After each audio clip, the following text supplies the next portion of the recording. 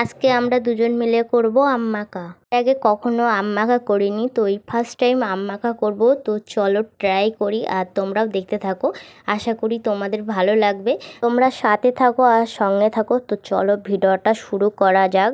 তো আমি কিন্তু ভীষণ এক্সাইটেড আছি, এর আগে কখনো আম মাখা করে খাইনি।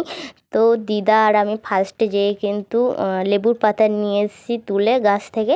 তো তারপরে দেখো দিদার এই আমগুলো আমি খোসা ফেলে দিয়েছি, আর দিদা কিন্তু আমগুলো কুড়ে নিয়েছে, এতে দুটো কাঁচা লঙ্কা দিয়েছে কুড়ে, আর লেবুর পাতাটাও কুড়ে দিয়েছে।